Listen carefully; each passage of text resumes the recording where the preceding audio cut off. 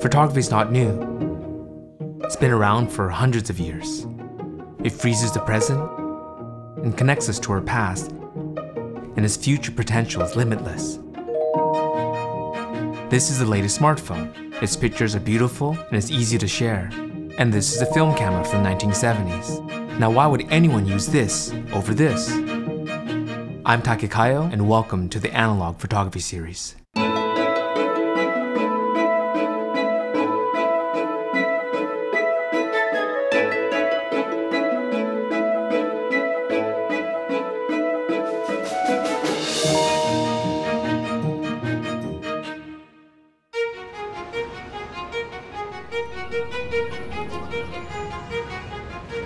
I've been in the photo industry for almost 25 years, and currently I'm a camera reviewer and write articles on photography. About 15 years ago, there was a dramatic shift away from film, but like vinyl records, film photography has started to attract the younger generation, and I wanted to find out why. So we had a chance to talk to some young local photographers and ask them why they like shooting with film cameras. My name is Kira Fay, and this is the Minolta XD. My name's Matthew Wong. I shoot with the GW69 Mark II. My name is Mario De Leon. I shoot with the Rollei 35S. I shoot on film because there's a certain level of intimacy and craftsmanship that comes into the image. Anything that has to do with computers kind of distances me from the actual photograph. So I love the tactility and just the medium itself being so physical. So the younger generation are still using film cameras, but are camera stores still selling them? Well, the answer is yes, and we dropped by Bow Photo to talk to both Nicole and Kathy about their own passion for film photography. My name is Nicole, and this is my Pentax LX. My name is Kathy Kanakin. This is my 8x10 wooden field camera. My favorite film is a silver gelatin emulsion that I coat on glass. Basically, I make my own film. I prefer film over digital. I think it's just the hands-on nature of it. In the end, you have a physical object. The photograph is a physical object as opposed to the photograph is a digital file.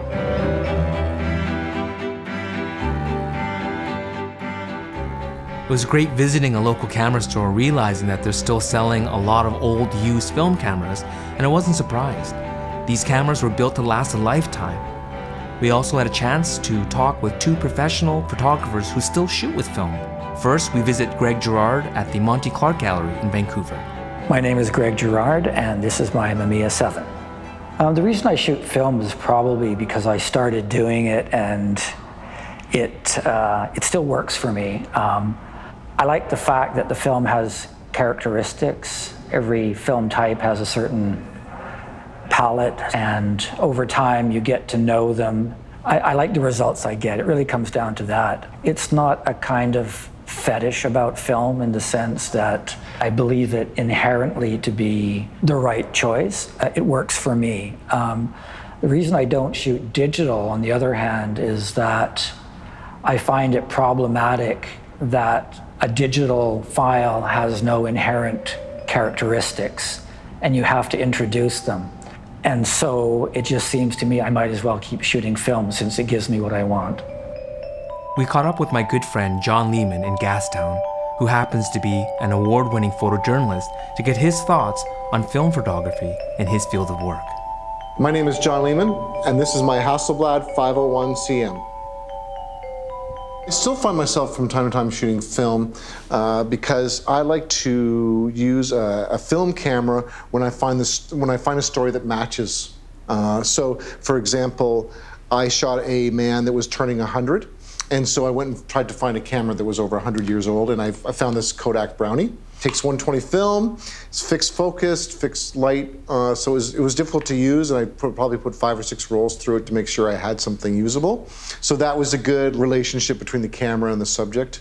A couple of years ago, I went down to shoot the drought in California, and so I used this Hasselblad because I really wanted to sort of get that effect of the first drought in the 1920s and the 1950s, and I wanted people, when they looked at the images, to sort of reflect back and see the similarity between the two situations. For me, when I shoot film, there has to be a relationship to why I'm shooting it, not just to shoot film.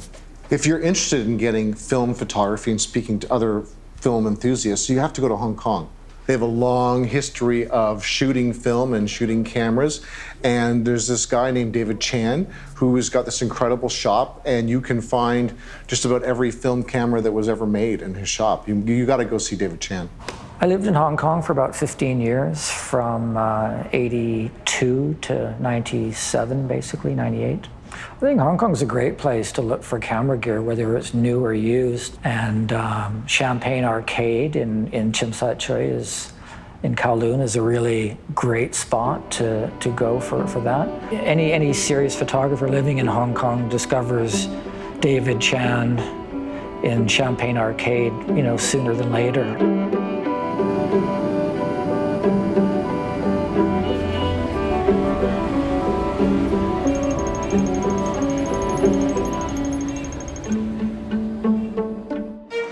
请小心月台的空隙. Please mind the gap. Before seeing Mr. David Chan, we decided to meet up with Anson Tang, a young, local photographer in Hong Kong. People in different cities, the speed is so fast that they don't even pay attention to the surroundings. And I think that using film can slow down your hand, your movements, even your breath, because you're trying to capture something and use different angle to look at what's just happening every day around you. Maybe you don't even notice that the people actually are disappearing. I'm Anson Tang, and this is my Hasselblad Expand 2.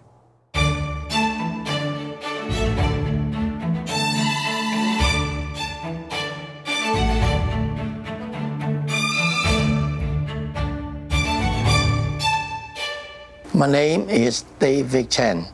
This is a size camera, model Contact 3A with 51.5 lens.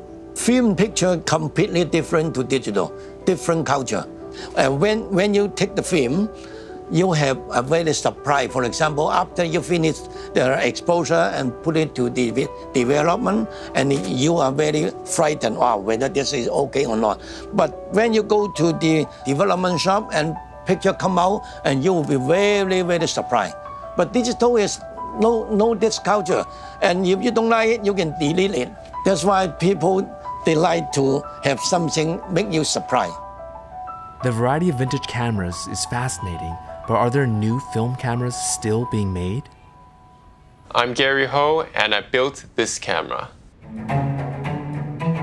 What we're trying to do at Mint is slightly different. We're not trying to build a camera just to take photos, but we're trying to build a camera where a photographer can actually enjoy the whole experience. It's not only about the photo itself. It's like one of those European sports cars.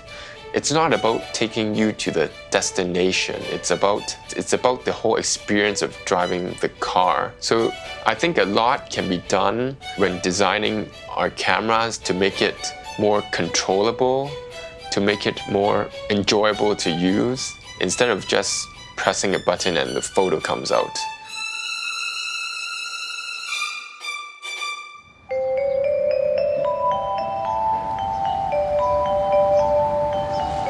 I love that film photography is having this huge resurgence and people are discovering it. But as a commercial and editorial photographer that has to make a living from photography, it's very hard to do that. And I'm happy to still do it on my spare time and find the right project. But to make a living from film photography, I think would be very difficult. In a world that's caught up with digital technology and more of our memories are becoming virtual, is there room for a slower, more thoughtful way of capturing images? After talking with everyone, I noticed they all had a reason why they shoot film. Anticipation, intimacy, self-awareness, craftsmanship, the process, to be part of a culture. These aren't technical reasons, but personal ones. So despite the convenience of new technology, I believe that film is still alive.